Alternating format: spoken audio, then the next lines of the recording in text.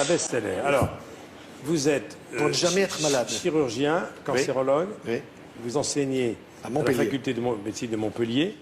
Et comme Sophie, je suis également très sensible aux problématiques liées à l'alimentation, comme tous les sportifs. Et alors là, j'ai lu dans votre livre l'idée que si nous donnons de bons aliments à notre corps, nous avons le maximum de chances de rester en excellente santé. Et vous dites que l'alimentation est la première médecine. Pas la troisième, la première. Première médecine. Hippocrate le disait 500 ans avant notre ère. Que ton aliment soit ton médicament. Et on est en train de démontrer scientifiquement que c'est la vérité. C'est quand même pas mal. Et alors, vous tordez le cou, et ça me fait plaisir, à tous les régimes bidons qu'on voit à longueur de magazines. Business. Et vous dites les régimes à éviter car dangereux. Car Dieu sait, quand on ouvre les magazines, s'il y en a des régimes. Y a le Ducamp dernier qui fait régime est le Ducamp. meilleur, etc. Ducamp, je l'appelle Ducon. Hyper dangereux. Le régime du con. Oui, voilà. Pourquoi? Parce que Si vous nous regardez, professeur Ducamp, il vous donne des pour protéines, rire. et si vous avez des cellules qui vont pas bien sur la prostate, c'est le meilleur moyen pour les faire croître. Très bien. Ou le sein ou la prostate, Bon. parce que des cancers du sein et de la prostate, nous n'en manquons pas. Alors, Ducamp, c'est fait. Alors, Dégagé. À dégager. Vous dites l'obésité augmente les risques de diabète, des cancers, les maladies auto-immunes, mais notre environnement est devenu obésogène. Et vous dites que chaque année, en Europe, le chiffre est incroyable. 300 000 personnes meurent prématurément de l'obésité. Alors, est-ce que le bien manger peut éviter des cancers et probablement des récidives? Alors, cancer du tube digestif de haut en bas, c'est-à-dire œsophage, estomac. Donc, si vous voulez en avoir un, je peux vous expliquer. Et c'est comme ça, d'ailleurs, qu'un jour, un couple vient me voir, je leur demande qui est malade, homme, femme. Bon, il paraissait pas malade, parce qu'aujourd'hui, le cancéreux, vous ne le voyez pas quand il arrive en consultation. Alors, il me dit, ben voilà, nous sommes un peu originaux, ma femme et moi. Figurez-vous que ni elle ni moi, nous n'avons un cancer. Qu'est-ce que vous venez foutre ici? Il y a un peuple fou qui attend, qu'est-ce que vous venez faire? Ben voilà, on aimerait avoir un cancer, ma femme et moi. Bon, pourquoi? Et lequel, madame, vous voulez-vous? Et vous, monsieur, lequel? Et pourquoi vous en voulez un? Réponse. Ben, si vous m'expliquez bien comment l'avoir, je saurai bien comment pas l'avoir. Et que c'est très intelligent. Eh oui, absolument. Très intelligent. Et donc, à partir de là, si vous voulez, je peux donner une explication pour avoir un cancer de l'ésophage en fumant, en buvant ou en prenant des boissons bouillantes, ou bien pour avoir un cancer du côlon en ne mangeant pas de fruits et en se gavant de produits laitiers, des choses comme ça. Alors, produits laitiers, vous dites, mais surtout l'excès de viande rouge. Excès de viande rouge. Parce que vous dites une chose incroyable, c'est que la mortalité par cancer, écoute ça, Sophie, est réduite de 40% chez les sujets végétariens. Absolument. 40%.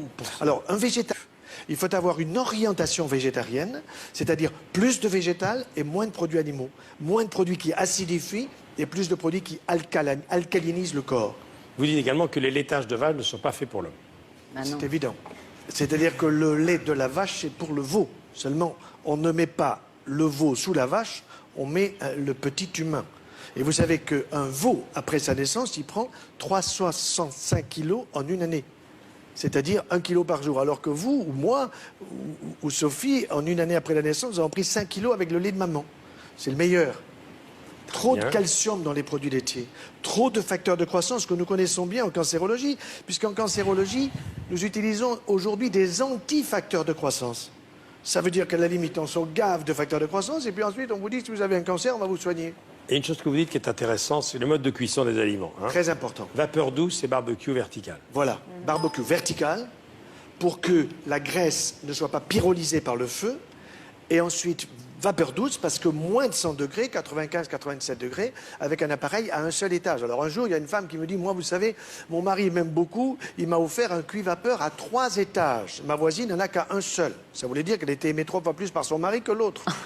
Je dis, madame, quand vous avez les 3 petits-enfants qui viennent vous voir pendant les vacances et que vous avez à leur offrir des lits superposés, celui qui pisse au lit, vous le mettez où?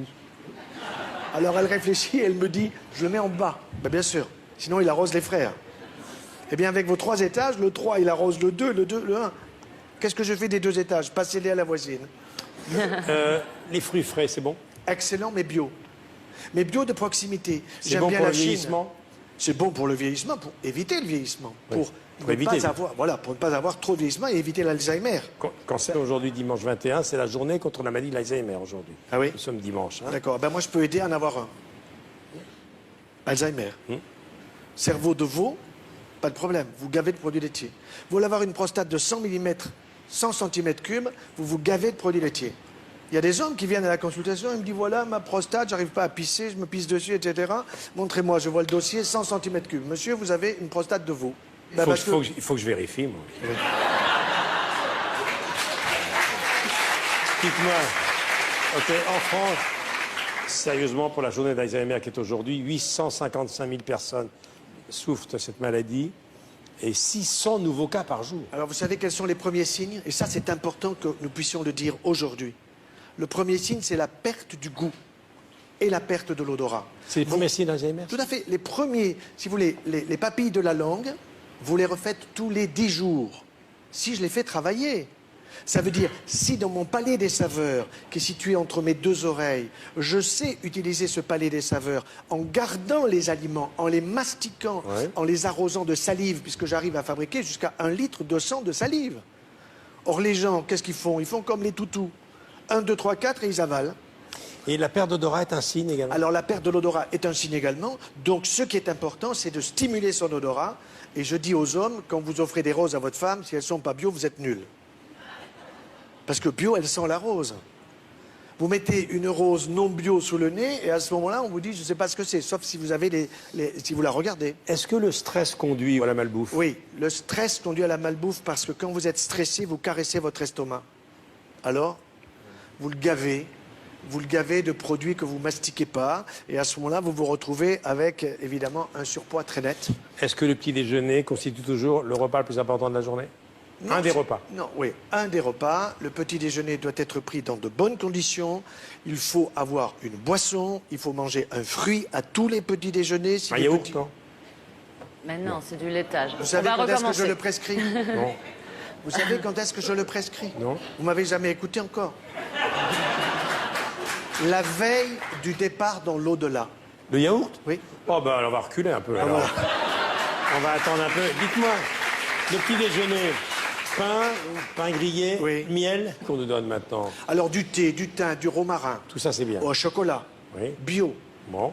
Et concentré. Et vous le sucrez avec du miel. Pas avec du Saint-Louis, celui-là, Saint-Louis. Miel bio. Du miel bio, bien sûr. De chez nous, pas de Chine. D'accord. L'huile d'olive? Excellent pour la santé, parce que vous avez dedans de la vitamine E, à la fois pour la fécondité et pour éviter le vieillissement. Excellent pour la santé. Le poisson, c'est bien? Poisson, c'est bon, mais cuisson à la vapeur douce pour éliminer les métaux lourds, parce que malheureusement, les mers ne sont pas très propres. Steak frites, à éviter? 1 fois par semaine. Très bien. Comment je vous dois, docteur?